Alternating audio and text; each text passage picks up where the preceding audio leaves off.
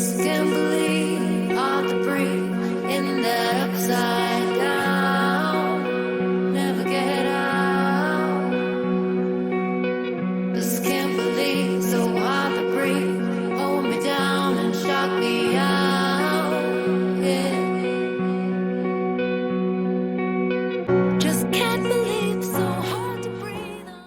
جمعة مباركة على المغاربة وعلى جميع المسلمين في كل بقاع العالم. هذه آخر حلقة في هذا الأسبوع بطبيعة الحال للحديث عن مقابلة أمس، المقابلة المهمة اللي كانت جديرة بالمتابعة واللي تابعوها الملايين عبر العالم وليس في المغرب فقط، بحكم على أنه المقابلة الإعدادية التي تأتي قبل 6 أيام على المقابلة أمام المنتخب الكرواتي في إطار الدور الأول من مونديال قطر 2022. المقابلة كانت أمام المنتخب الجورجي كيف ما تبع الجميع. كان الكل ينتظر كيف ستظهر مجموعة الأسود الجديدة تحت قيادة وليد الركراكي بطبيعة الحال بعد مقابلتين، كانت الأولى أمام الباراغواي والثانية كانت الأولى أمام شيلي والثانية أمام الباراغواي، وهذه المقابلة الثالثة أمام جورجيا. شفنا لاعبين لأسماء جديدة اللي دخلت لهذه المقابلة. شفنا أخطاء كثيرة خصوصا على مستوى الدفاع، شفنا محاولات جيدة، وشفنا زيارة للمرمى بطبيعة الحال، وشفنا هدف جميل جدا للاعب حكيم زياش. سي عبد الواحد الوز، أولا إجمالا شنو ممكن تقول لنا على هذه المقابلة ديال المنتخب المغربي وكيفاش شفتي المستوى بشكل أولي؟ انا بعدا نبغي نقول واحد الحاجه، بانني انا في التقييم ديالي المباراه اللي كتسبق اي تظاهره رياضيه كبرى سواء كاس افريقيا او كاس العالم او شيء من هذا القبيل، ما عمرها كتكون كمقياس باش تقدر تعرف توقف على الحقيقه والجاهزيه ديال المنتخب الوطني قبل ما يدخل في الاستحقاقات الرسميه اللي هي غادا تبدا في لو 23 الماتش الاول. كنظن بانه المنتخب الجورجي مزيان نديروا معاه مقابله وديه باش نوقفوا عند بعض الامور والتقييم ديال الاداء ديال بعض اللاعبين والانسجام ديالهم، وان كان ممكنا تصحيح بعض الاخطاء هذا، ولكن المنتخب الجورجي يعني ما كنظنش بانه هو المنافس اللي يمكن اننا سميتو. النتيجه مزيانه 3-0، ملي كتسمع النتيجه 3-0 وكتشوف الاهداف وداك الشيء راه كتوقف بانه راه المنتخب الوطني يعني مزيان، ولكن على مستوى الانسجام وعلى مستوى الاداء بشكل عام كيبان لي بانه كاينين بعض النواقص اللي غيوجب التصحيح ديالهم، خصوصا انه يعني حتى التركيبه البشريه اللي غتخوض المنافسه يعني باقا ما واضحاش يعني بديك النسبه، نقولوا غير 90%. يعني كنشوفوا بعض التغييرات اللي كتوقع تارة في بعض الامور، يعني هذه كلها كتخلق واحد الضبابيه وكتعطي واحد العلامه استفهام اللي في المباراه الاولى غادي يتضح لنا، يعني بزاف الامور غتتضح لنا في المباراه الاولى الرسميه اللي غادا تكون نهار 23. نعم، المقابله الاولى غادا تكون امام منتخب اللي هو وصل لنهايه كاس العالم في النسخه السابقه، منتخب اللي عنده ترسانه بشريه اللي كتشكل إحدى النجوم في البطولات الأوروبية، منتخب اللي هو كيلعب مع بعضياته منذ 2016 وهي نفس المجموعة اللي هي كاينة. منتخب صحيح قيل عنه على أنه اللاعبين ديالو عندهم عامل السن، يعني الأغلبية ديال اللاعبين الآن وصلوا ل 36 37 سنة، ولكن منتخب قوي ومنتخب بان على انه ما بانتش الحقيقه ديالو امام المنتخب السعودي ملي فاز على المنتخب السعودي في المقابله الاعداديه ب1-0. مع ذلك ما بانش هذاك المنتخب اللي غادي نلعبوا معاه. علاش؟ لانه بحكم على انه حتى المدرب الكرواتي فهو استعن في الاول بمنتخب ثاني للمنتخب الكرواتي، وغادي تسجل الهدف وغادي تقلب اللعب كامل من غادي يدخل مودريتش، من غادي يدخل كبديل في الجوله الثانيه. انا ذاك غادي يتبدل اللعب وغادي تسجل الهدف. احنا الان لعبنا امام منتخب جورجيا، واش نقدروا نقيسوا منتخب جورجيا على المنتخب الكرواتي؟ لا مجال للمقارنه. هذه المساله راه اشرت لها في الجواب ديالي السابق. يعني المنتخب الجورجي ماشي ذاك المنافس اللي غيقدر يعطينا الحقيقه ديال المنتخب ديالنا، واش غادي يقدر يكون منافس قوي للمنتخب الكرواتي في 23 في الشهر.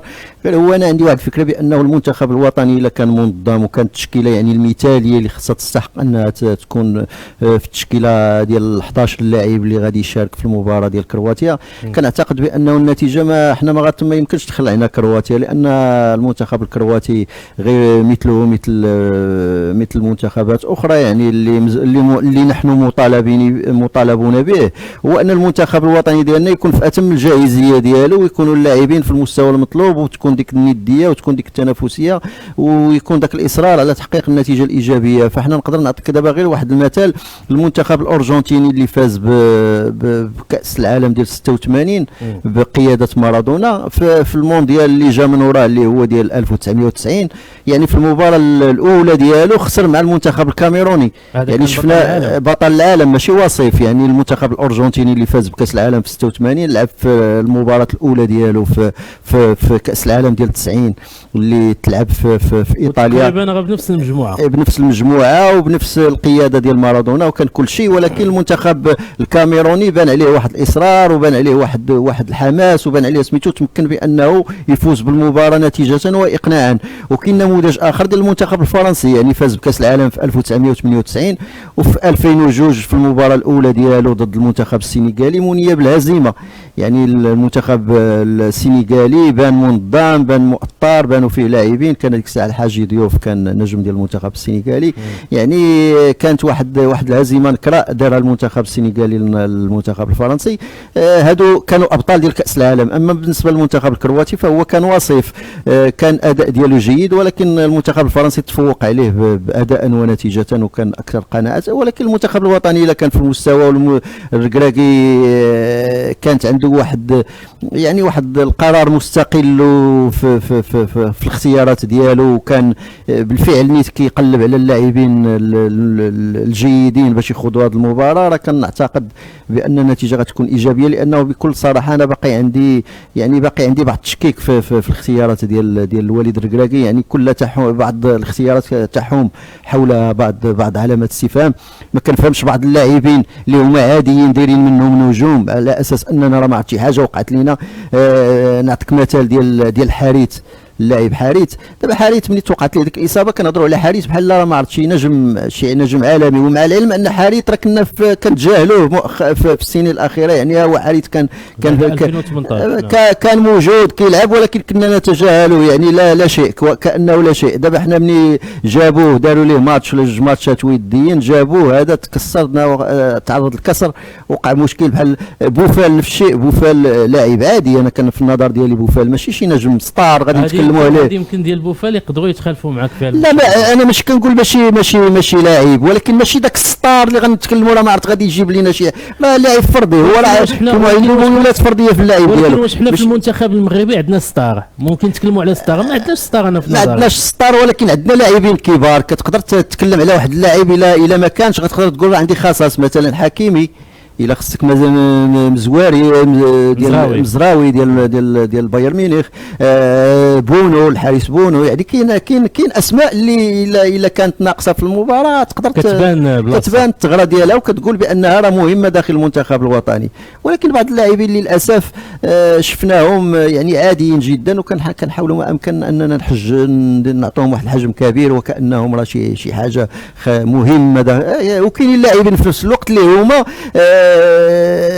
أهل المشاركة، وأنهم على يقين بأنهم لو كانوا في المنتخب الوطني غيعطيو واحد الإضافة.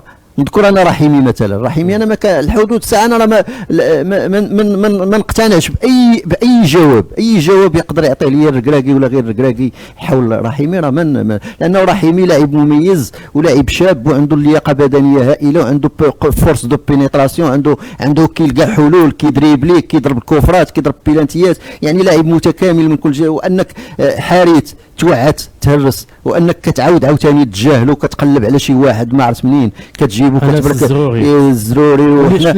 ما عمرنا يعني شي حوايج ما عندها ثمن صراحه، ما عندها ثمن، وكانهم هما بروسهم كيتجهوا لواحد الاتجاه اللي ما كيخدمش المصلحه ديال المنتخب الوطني. انا كنتفق معك في هذا الاتجاه بطبيعه الحال السي عبد الواحد، هو انه ديال سفيان الرحيمي، لانه سفيان الرحيمي واحد من اللاعبين الكبار، واحد من اللاعبين اللي عندهم مهارات فرديه، واحد من اللاعبين اللي ممكن يلقى لك الحل. ما كاينش يعني خو، ما كاينش خو رحيمي، ما كاينش يقدر خو. يلقى لك الحل وسط الازمه، يعني وسط الازمه، وسط ازمه النتيجه داخل المقابله، ممكن يلقى ذاك الحل. يعني ممكن على انه يسجل هدف، ممكن على انه يعطي الباس ديال الهدف، بزاف د الحوايج. لاعب متكامل يجيب خطا على مشارف مربع العمليات، ممكن يجيب ضربه جزاء. يعني لاعب اللي هو نشيط، ولاعب اللي هو حركي بشكل كبير، لاعب اللي عنده مهارات فرديه، وصراحه كيستحق المكانه ديالو.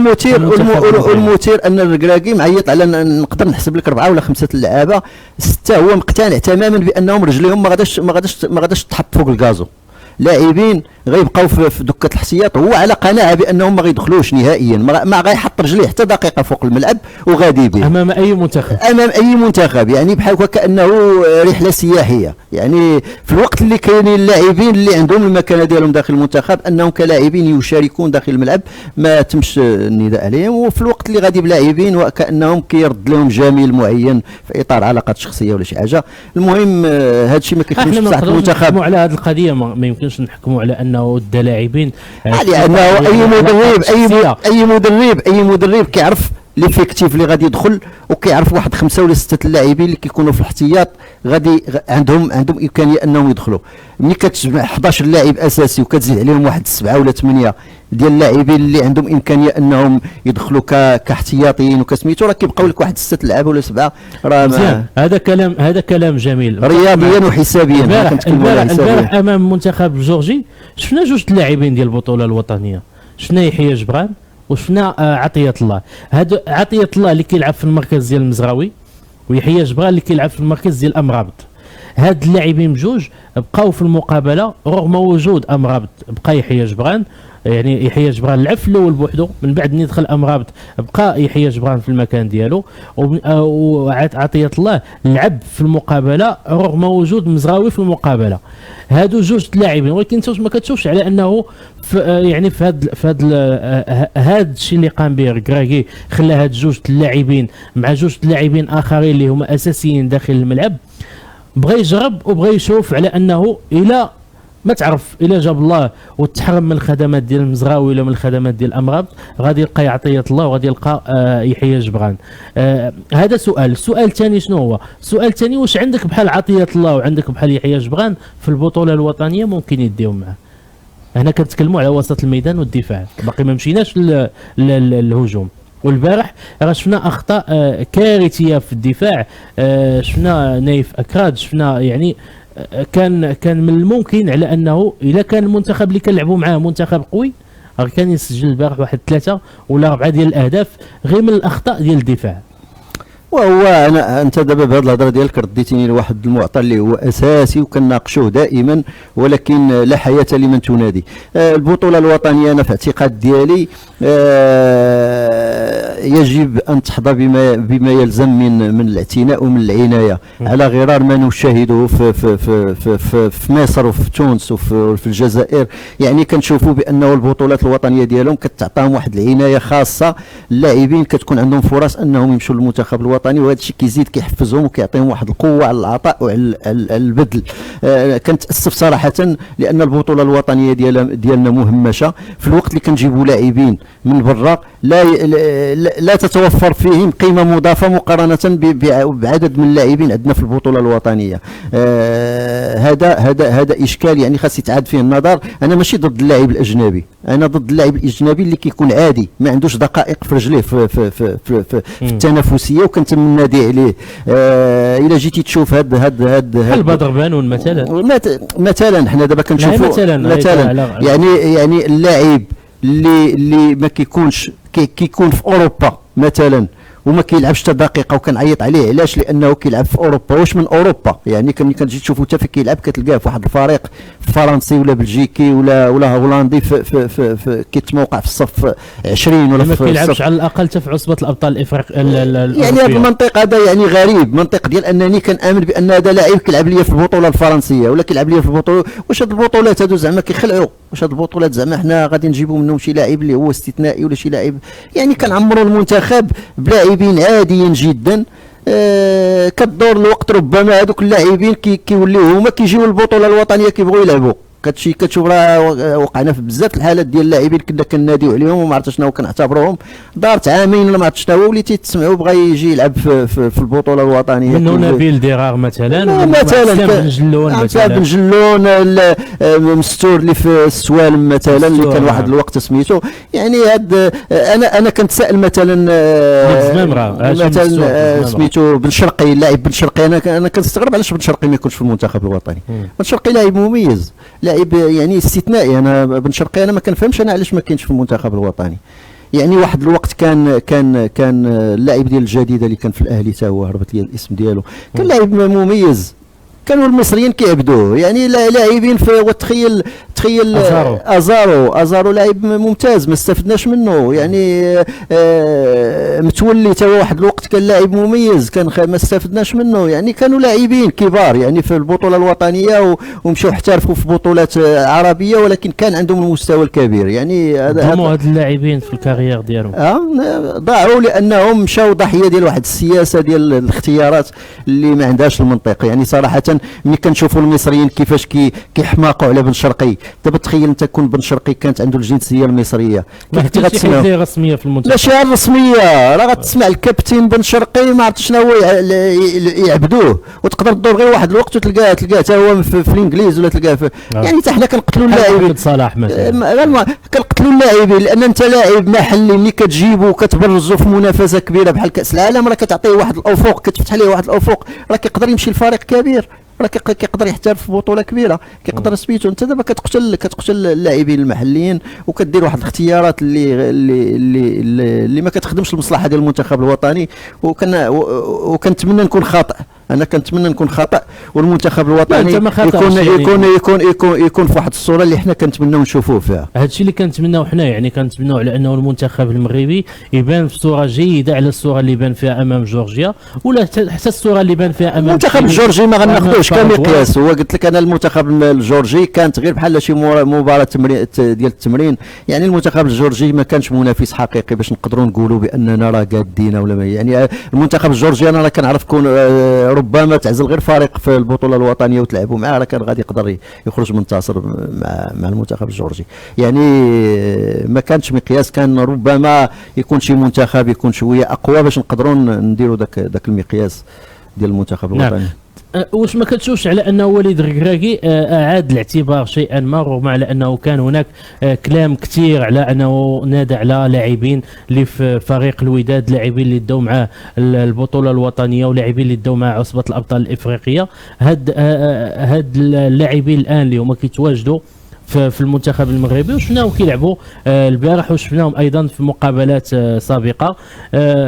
واش ما كتشوفش على انه وليد بهذا الشكل هذا اعاد الاعتبار اللاعبين ديال البطوله الوطنيه؟ لانه الان كنشوفوا على انه لا يحيى جبران ولا عطية الله من خلال المشاركة ديالهم في المونديال راه ممكن على انه يحترفوا فروق كبيرة من بعد المونديال. وحنا كنعرفوا باللي المونديال هو واحد المحطة اللي هي كتخول اللاعبين على انهم يحترفوا فروق اللي هي كبيرة وعلى انه يكون عندهم مستقبل كبير.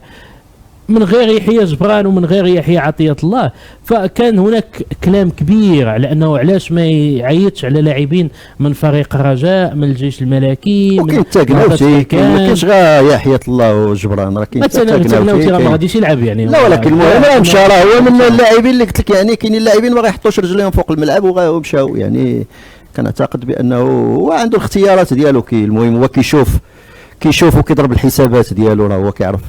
يعني هو النظره ديالو داكشي اللي كيدور ليه في راسو راه ما يمكنش لك تقراه، هو اللي كيعرف شنو كيدور ليه في راسو، راه كيدير ليه التنزيل ديالو على ارض الواقع. نعم. من خلال الدفاع ديال المنتخب الوطني المغربي اللي كان محط انتقادات يوم امس امام المنتخب الجورجي، بصراحه بان هناك واحد الضعف كبير وبان هناك واحد الثغرات اللي الى لعبنا بهذاك المستوى، رغم ان هذه مقابله اعداديه كيف قلتي وما يمكنش نحكموا عليها، ولكن الى لعبنا في هذاك المستوى اللي شفنا البارح في الدفاع، لا سواء من خلال غانم سايس، لا سواء من نايف اكراد، لا سواء من لاعبين اخرين اللي كانوا في الدفاع ديال المنتخب المغربي.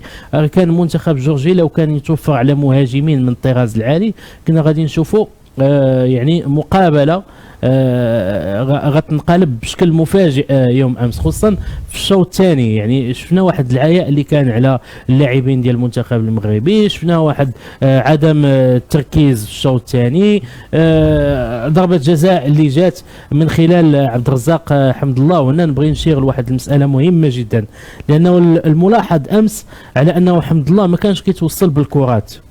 يعني اغلبيه ديال التمريرات في الوقت اللي كان خاصه تمشي الحمد الله كانت كتمشي للاعبين اخرين، كان لاعبين كيفضلوا على انهم يسدوا راسهم. يعني شفنا البارح واحد اللاعبين اللي كل واحد بغى يماركي بوحده، ما عرفناش علاش، لا خصوصا كنقول لك في الشوط الثاني. يعني لاعبين اللي ما بقوش كيلعبوا كره بيناتهم، كل واحد كيشد كره كيضربها الجهه ديال المرمى. ما فهمناش البارح شنو كان.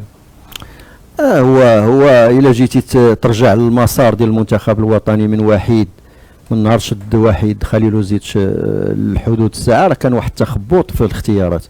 يعني المباراه كتلقى دفاع في شكل، المباراه الاخرى كتلقى داك الدفاع تبدلوا فيه جوج، كتلقى هذه. يعني كانت واحد الخيلوطه داخل الدفاع، ما كايناش واحد التشكيله قاره، ما كاينش واحد الحائط قار اللي كتقدر تواجه به جميع المباريات، وكيكون واحد التجانس وكيكون واحد التناغم في الادوار. نعم. داخل المربع.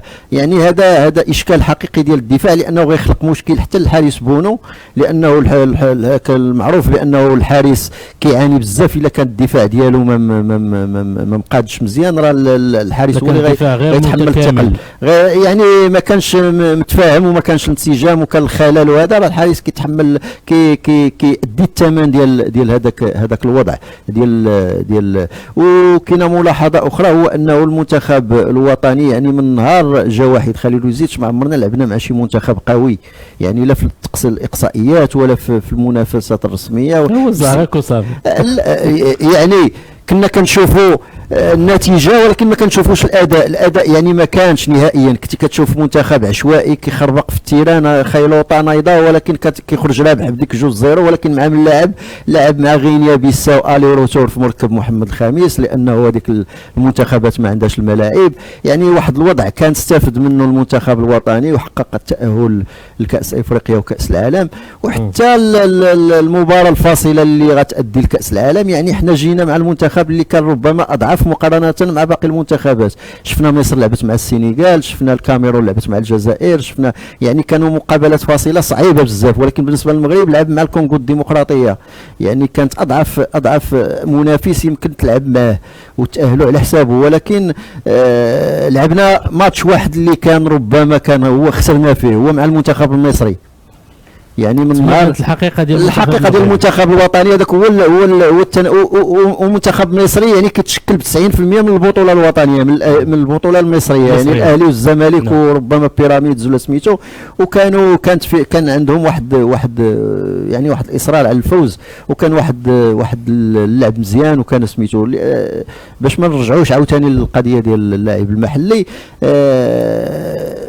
المنتخب الوطني لحدود الساعه منذ مجيء وحيد خليل زيتش ما عمرنا لعبنا مع شي منتخب حقيقي اللي غيمكن لنا نقولوا باننا راه عندنا منتخب ولا عندنا شي حاجه. المهم المنتخب الحقيقي الثاني اللي غنلعبوا معاه هو ربما كرواتيا، واللي بلجيكا في منافسات كاس العالم.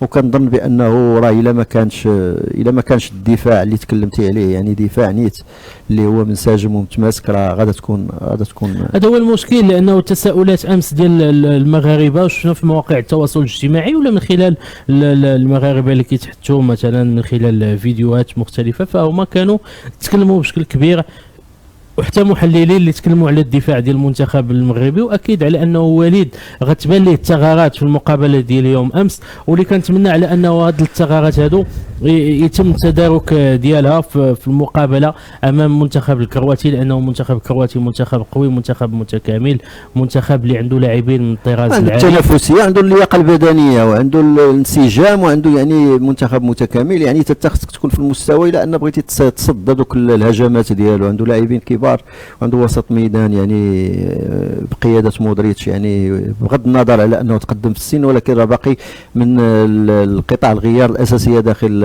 ريال مدريد. راحنا كنشوفوه القيمه المضافه اللي باقي كيعطي داخل ريال مدريد. يعني لاعب كبير، وكنظن بانه غادي يخلق الفرق الا ما كانش عندنا يعني واحد الوسط ميدان جيد حتى حنايا في المباراه ديال كرواتيا والمنتخب المغربي. نعم. وهذا الشيء بطبيعه الحال كيبقى المدرب وليد، لانه خصو يشوف شنو يعني شنو النواقص اللي كانت يوم امس، لان كانت نواقص كثيره، وشفنا الكلام ديال المحللين في هذا الباب هذا. يعني ماشي كنتكلموا من فراغ، وانما كنتكلموا على حقيقه اللي شفنا يوم امس، ولو انها مقابله اعداديه فالنتيجه ما كتهمش اولا واخيرا. يعني يربحوا ب3، يربحوا ب4، يربحوا ب5، ولا يربحوا ب1. فاولا واخيرا هما كيلعبوا مع منتخب اللي هو مصنف تقريبا في 78 عالميا. يعني وهذا الشيء كيظهر على انه منتخب يعني ضعيف في الاصل، منتخب لم يتاهل في تاريخه الى كاس العالم، ولم يتاهل في تاريخه الى كاس اوروبا ايضا.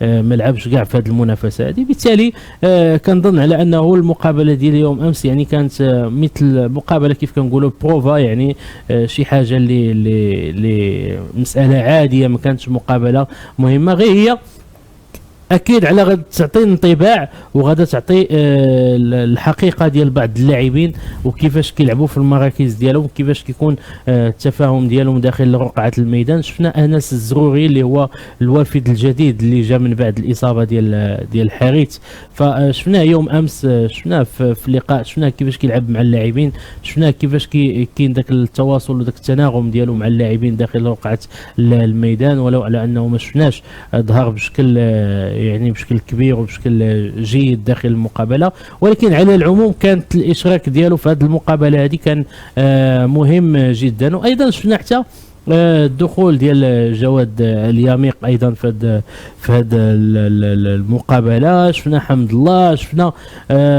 جبران عطيه الله، شفنا زياش. التعليق ديالك على الهدف ديال حكيم زياش اللي كان من وسط الميدان؟ بزاف ديال الناس اعتبروا على انه هدف عالمي من لاعب يعتبرونه لاعب عالمي. حكيم زياش كان عليه بزاف ديال القيل والقال، كان بزاف المغاربه كيطالبوا بالعوده ديالو للمنتخب المغربي، في حين كانت واحد الفئه اخرى اللي هي كانت يعني ترفض هذيك الهاله الاعلاميه وديك الهاله الجماهيريه لهذا اللاعب.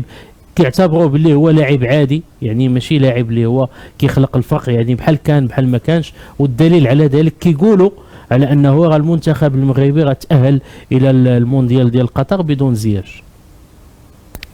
وهو زياش وقلتي لاعب عادي، هو عانى من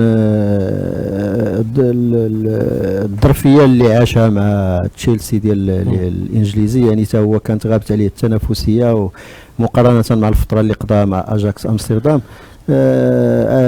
القوه ديال زياش كنظن انا كنعتقد بانها في التمريرات وفي بحال هاد العمليات اللي سجل بها الهدف، والتمريرات الجانبيه يعني دوك هذيك عنده قوه فيها. يعني ما كنظنش انا كاين شي لاعب اللي غيقدر يكون منافس ليه في هاد المساله.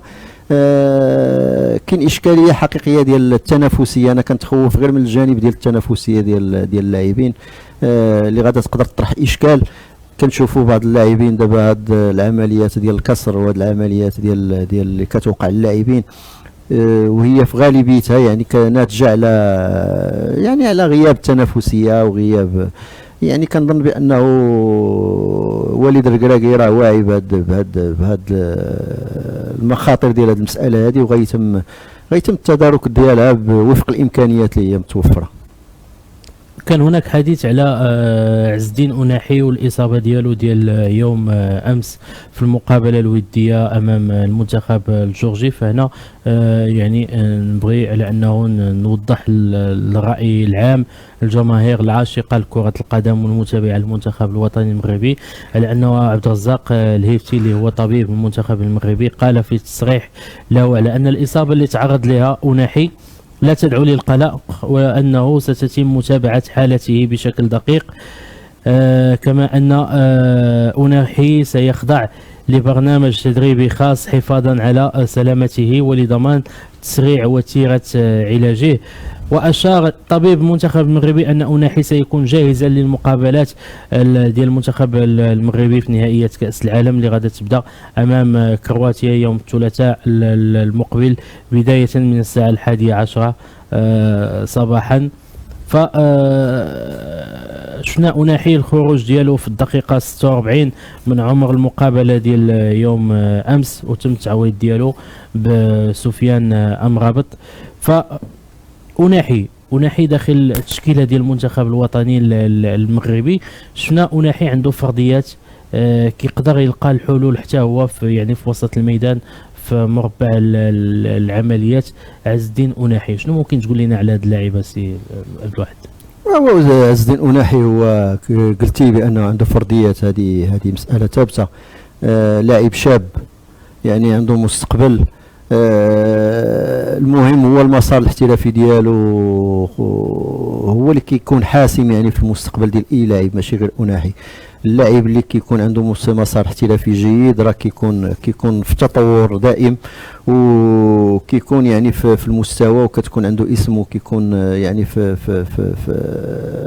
في اللائحه ديال اللاعبين المميزين على مستوى العالمي. أناحي يعني باقي شاب وعنده طموح وعنده فنيات وعنده مهارات.